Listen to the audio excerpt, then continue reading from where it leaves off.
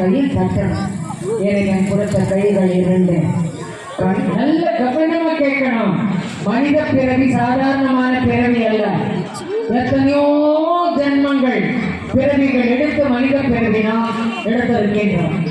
முன்னால என்ன பிறவி, பின்னால என்ன வரப்போகுது நமக்கு தெரியாது. நமக்கு அப்புறம் பிறவி என்னங்கிறது நமக்கு தெரியாது. இந்த பிறவியை ஆன்மீகத்தில் நிறைய ஈடுபாடு வேண்டும், பக்தி வேண்டும். பெண்களுக்கு நிறைய வேண்டும், பெண்களுக்கு நிறைய பக்தி வேண்டும். புரிஞ்சதா? இரண்டு கண்கள் பார்ப்பதற்கு, இரண்டு காதுகள் கேட்பதற்கு, நாக்கு மட்டும் ஒன்றே ஒன்று வைத்தான். மூக்கைக்கு சுவாசிப்பதற்கு இரண்டு துவாரம், கால்கள் இரண்டு, கைகள் இரண்டு, இதயம் ஒன்று. எண்ணத்துக்கு இதயம் ஒன்று. நல்ல எண்ணங்களை போடுங்கள்.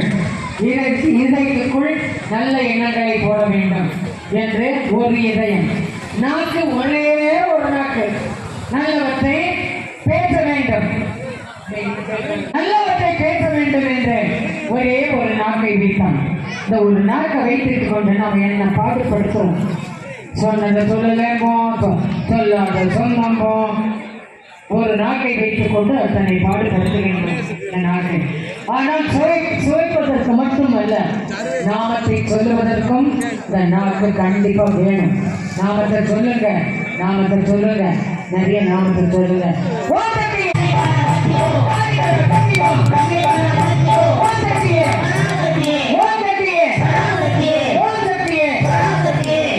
நமக்கும் இறைவிக்கும் நடுவில் என்ன இருக்கக்கூடாது?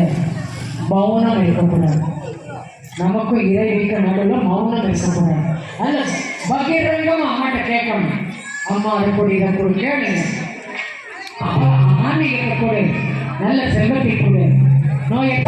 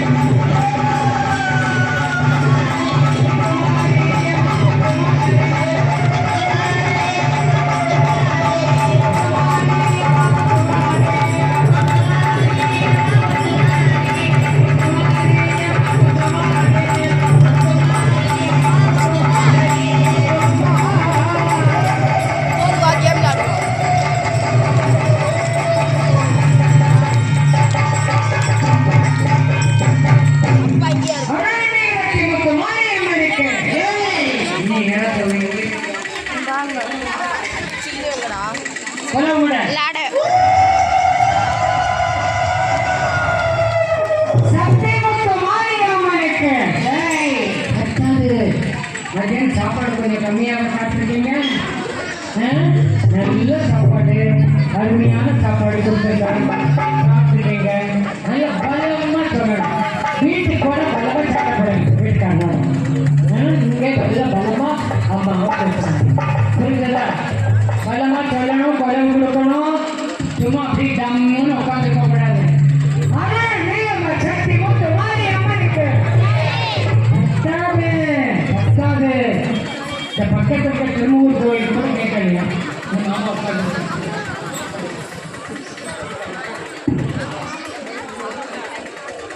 சக்தி மூத்த மாறி அம்மனுக்கு ஆண்கள் நல்ல பெண்கள் சொல்லணும், ஆண்கள் சொல்றாங்க.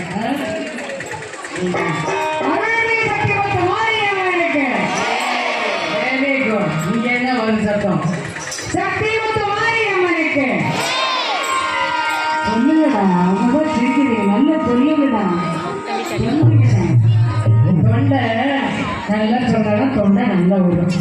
குழந்தை அடிக்கிறதுக்கு சத்தம் போட்டுக்கணும். அவருடைய சக்தி முத்து மாறி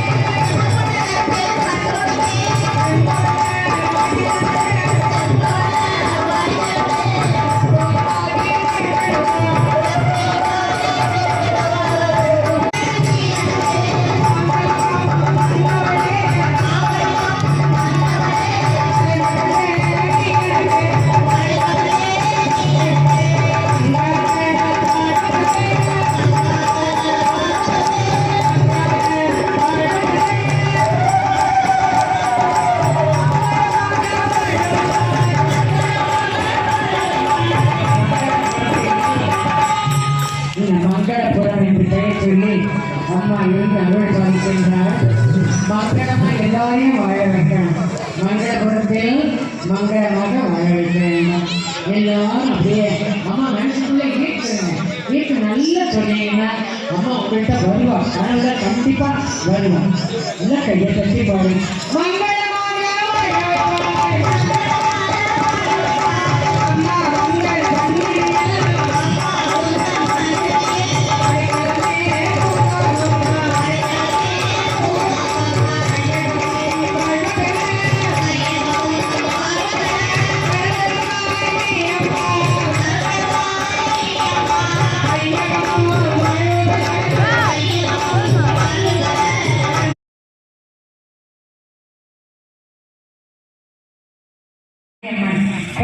வரத்தை கொடுப்பவர்.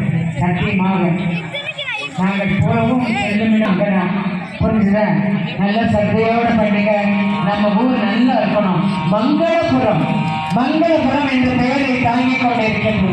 மங்களபுரம் எப்பேற்பட்ட பெயர், அழகான பெயர். மங்களமாக இருக்க வேண்டும் என்று சொல்வார்கள். அந்த மாதிரி மங்களபுரம் என்ற பெயரை தாங்கிக் கொண்டிருக்கின்ற இந்த இடத்தில், இந்த ஊரில் ஐயாவனுடைய தலைமையில் தாய் விளக்கு ஏற்ற போகிறார்கள். தாய் விளக்கை ஏற்றிய ஐயா வரீங்களா? ஒரு விளக்கம் மட்டும் மனதில் என்ன கவலைகள் இருக்கின்றது, பிரச்சனைகள் இருக்கின்றது என்ற மனசால நினைச்சிட்டு எங்கள் குடும்பம், எங்கள் ஊர் செழிக்க வேண்டும், எங்கள் ஊர் நோயற்ற வாழ்வு குறைவற்ற என்று பூரணமாக யாருக்கு திருமணம் நடக்க வேண்டுமோ, யாருக்கு குழந்தை வர வேண்டுமோ எல்லாமே மனசுல வச்சு பிரார்த்தனை பண்ணிக்கொண்டு விளக்கை ஏற்ற வேண்டும் என்று பணிவுடன் கேட்டுக்கொள்கின்றனர். வெயில் காலத்தில் கோடை மழை என்று உண்டு, அது கொடுக்க வேண்டும். கோடை மழையை முத்துமாரியம்மன் கொடுக்க வேண்டும். கும்பாபிஷேகம் நடந்தால் நிச்சயமாக மழை வரணும். ஒரு கும்பாபிஷேகம் நடந்தால் நிச்சயமாக மழையை அம்மா கொடுக்க வேண்டும். அப்பேற்பட்ட கும்பாபிஷேகம் தலைமுறை தலைமுறையாக காத்து கொடுக்கின்றது. இந்த பகுதிவாழ் மக்கள் எல்லாம் மிகவும் குறுந்து வைத்தவர்கள். ஒரு 108 திருவிளக்கு வழிபாடு செய்ய வேண்டும் என்று ஐயாவுடைய பூரணமான ஆசை. இந்த பகுதிக்கு, கிழக்கு ஒன்றிய பகுதிக்கு அவர் தலைவராக இருக்கின்றார். என் பார்த்த மாதிரி இருக்க ஐயாவை, ஆனால் கிட்டத்தில் போய் நின்று பேசினாதான் தெரியும் எனக்கு. ஏன்னா மதுரையில் இங்கே தெரியாதவர்கள் இருக்கவே முடியாது. ஒரு 71 ஆண்டுகளாக ஒரு நல்ல பணி செய்து கொண்டு வருகின்றோம். கொஞ்சம் செல்போன் வச்சிருக்கிறவங்கெல்லாம் ஆஃப் பண்ணிடுங்க. செல்போன் நீங்க பேசக்கூடாது, ஆஃப் பண்ணிடுங்க. நல்ல வழிபாடு. பெண்கள் அனைவரும் நன்றாக இருக்க வேண்டும். நம்ம பகுதி மக்கள் எல்லாம் நன்றாக இருக்க வேண்டும். வெயில் கொதிக்கின்றது, மழை வேண்டும் என்று கேளுங்க. மழை வேணும். வெயில் சூடு தாங்க முடியவில்லை. கோடை காலத்தில் வெயில் வருது.